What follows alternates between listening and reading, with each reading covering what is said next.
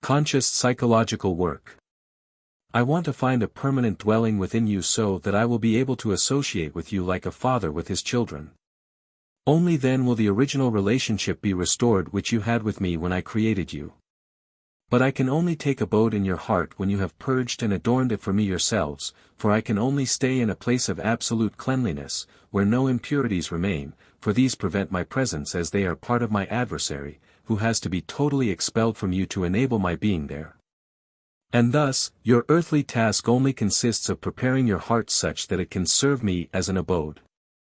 However, fulfilling this task requires your determination and therefore also your desire for me, which thus prompts your will to accomplish this work consciously, to purify your heart from everything that could prevent my presence.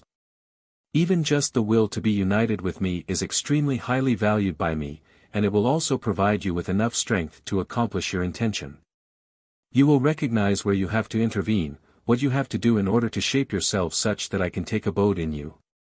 You will realize that you still have many faults and imperfections, you will recognize all vices and longings as obstacles to my presence and then endeavour to repel what displeases me and change everything which is degrading into virtues. Thus you will carry out conscious psychological work because you are attracted by the goal, to be eternally united with me.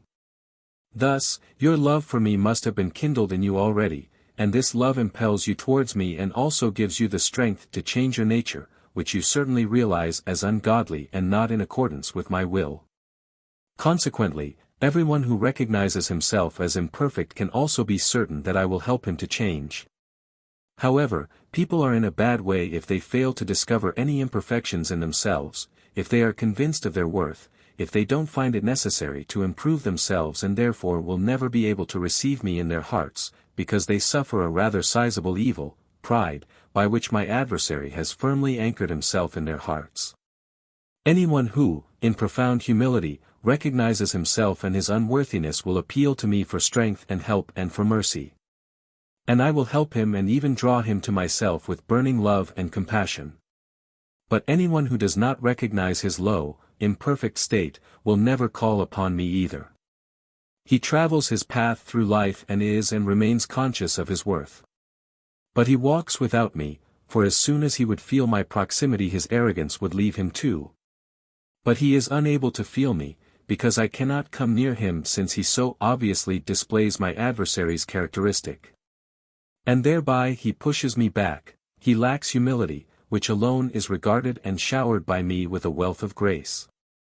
As long as you live on earth you are all still afflicted by imperfections and faults, which therefore necessitate the conscious work of improving your soul if you want to receive me myself in your heart, if you want to unite yourselves with me and experience the intimate fatherly love yourselves. But the resolve to attain me and to change for my sake is enough for me to provide you with so much strength and grace that you will indeed be able to accomplish this work of transformation, because I myself long for your return to me and will therefore help every human being who of his own accord also aspires to return to me. Amen.